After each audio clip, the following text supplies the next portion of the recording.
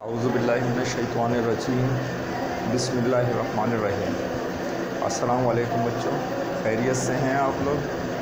हम लोग अपना पहला सबक मुकम्मल कर चुके हैं। हमारे पास आज दूसरा सबक जिसका नाम है तश्कील पाकिस्तान का पहला लेक्चर लेने जा रहे हैं। तश्कील पाकिस्तान मतलब पाकिस्तान जो आपका तश्कील पाया बना है, इसके बनने में जो तहरीकें चली, जिन्होंने इसमें अपना हिस्सा डाला, जिन लीडर्स ने और जो वाक़यात हुए हैं, वो हम इस दूसरे सबक में इंशाअल्लाह पढ़ेंगे। इसका हमारे पास आज पहला लेक्चर है और इस पहले लेक्चर में जो पहला टॉपिक है वो है बर्रे सग़ीर में तहरीक अहयाए इस्लाम। तहरीक अहयाए इस्लाम मकसद बर्रे सग़ीर में जो इस्लाम फैलाने की तहरीकें चली, तो ये है बर्रे सग़ीर में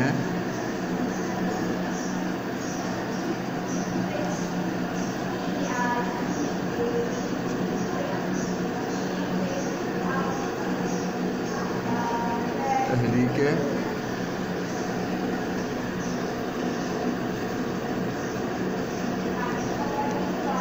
अहयाए इस्लाम। ठीक, और इसमें जो पहली तहरीक है हमारे पास वो आएगी शाह वलीउल्लाह, जिसके बारे में हम पढ़ेंगे। और दूसरा जिनके बारे में आज हम पढ़ेंगे वो होगी हमारे पास फ़राइज़ी तहरीक, जो कि हाजी शरीयतुल्लाह किताब में इसका नंबर कुछ और है। हम जो पढ़ रहे हैं कि हम आज क्या पढ़ेंगे,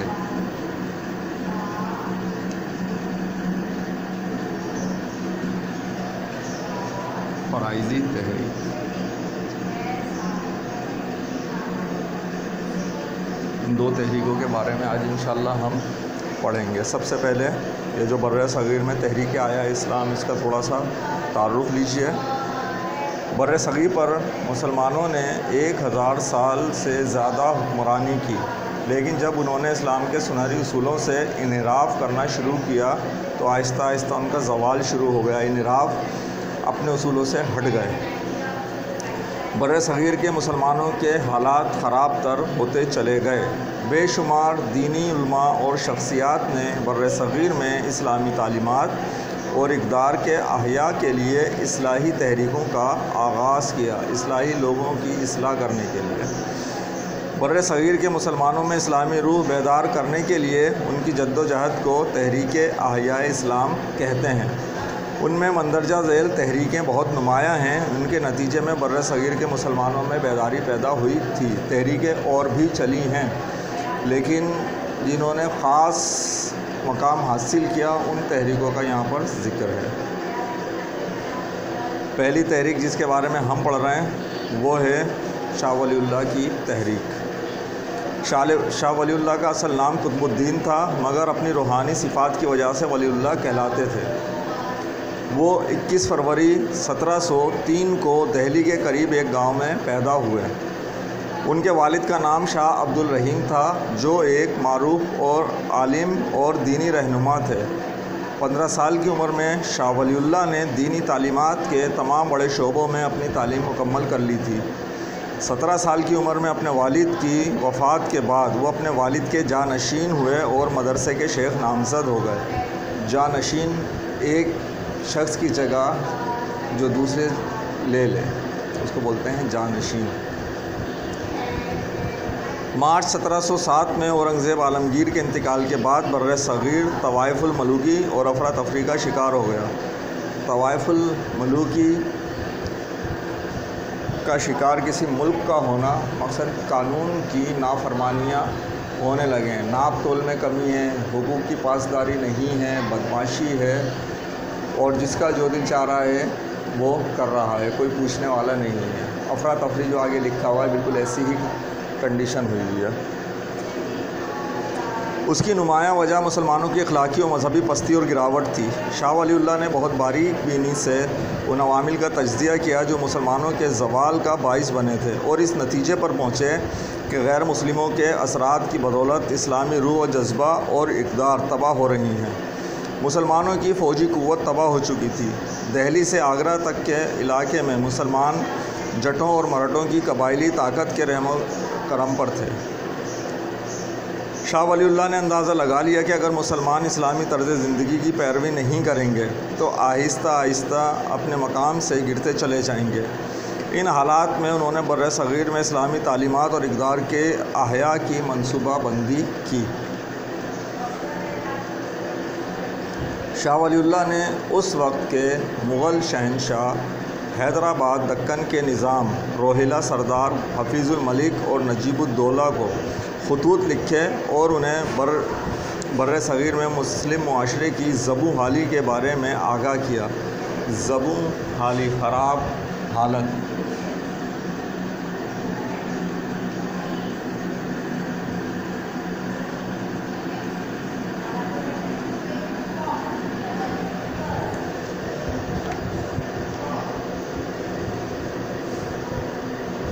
انہوں نے افغانستان کے حکمران احمد شاہ ابدالی کو بھی خط لکھا اور درخواست کی کہ وہ مرہٹوں کے ظلم و ستم سے ہندوستان کے مسلمانوں کو نجات دلائیں۔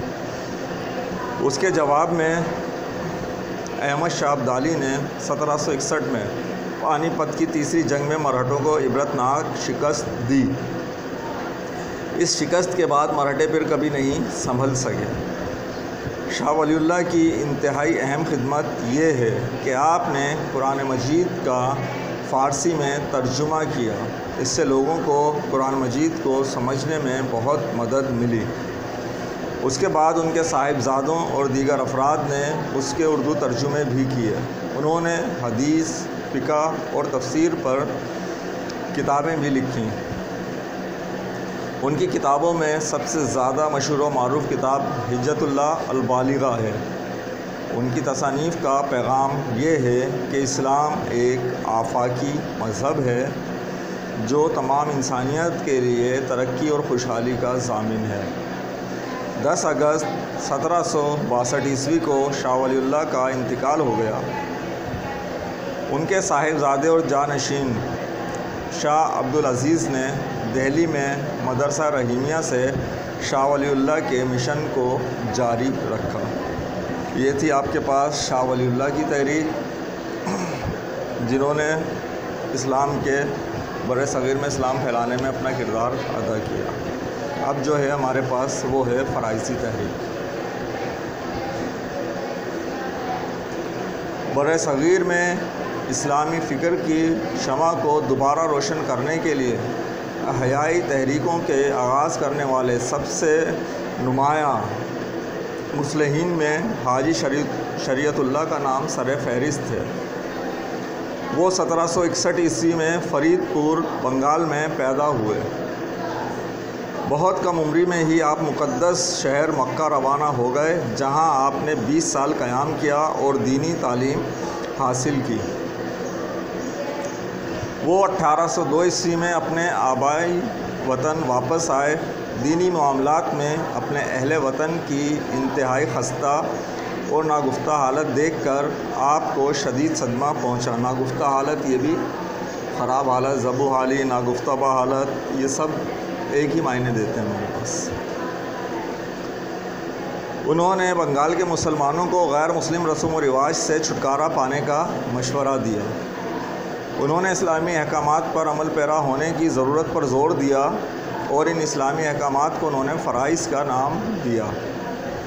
اسی لیے اسلامی اصولوں کے لیے ان کی تبلیغ و تلقین اور مسلمانوں کے لیے اصلاحی تحریک فرائضی تحریک کہلاتی ہے۔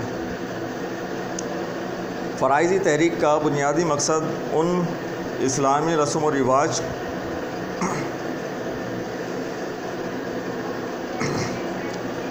اور روایات کو مٹانا اور ختم کرنا تھا جو بنگالی مسلمانوں میں سرایت کر گئی تھیں۔ اور اس نے مسلمانوں کو اسلامی تعلیمات کے مطابق صراط مستقیم پر لانے میں بڑی مدد کی۔ ابتدا میں انہیں بہت مشکلات اور دشواریوں کا سامنا کرنا پڑا، لیکن آہستہ آہستہ ان کی تحریک نے بنگالی مسلمانوں میں خود اعتمادی کا جذبہ بیدار کر دیا۔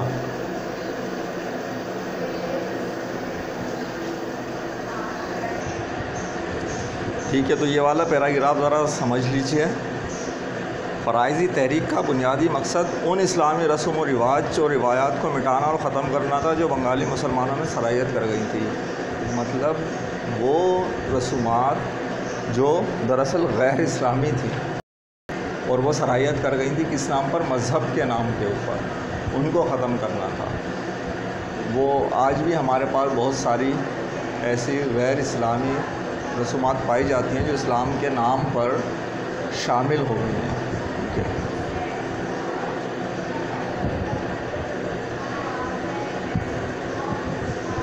تو ان کی تحریک نے مسلمانوں کو صراط مستقیم پر لانے میں بڑی مدد کی تھی۔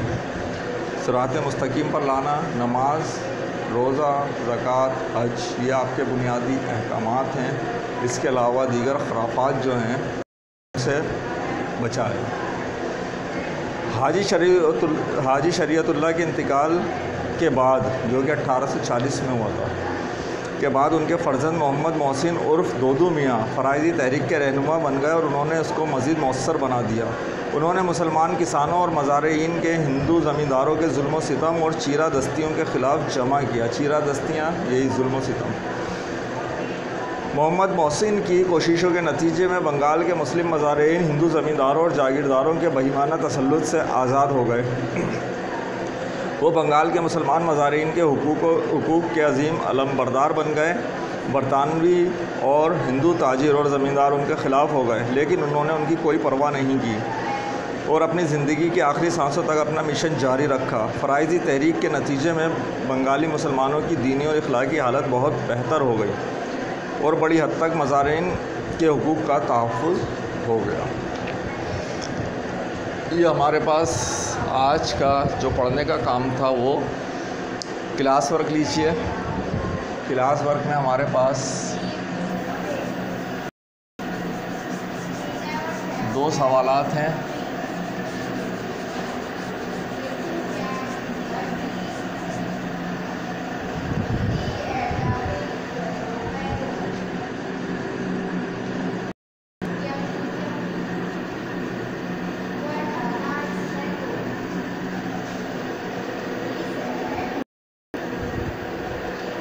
سوری، 2 نہیں، ایک ہی سوال ہے آپ کے پاس،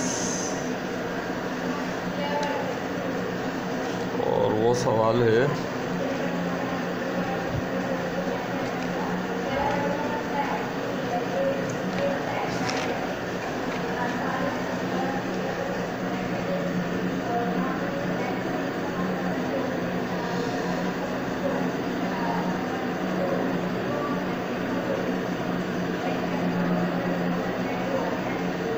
فرائضی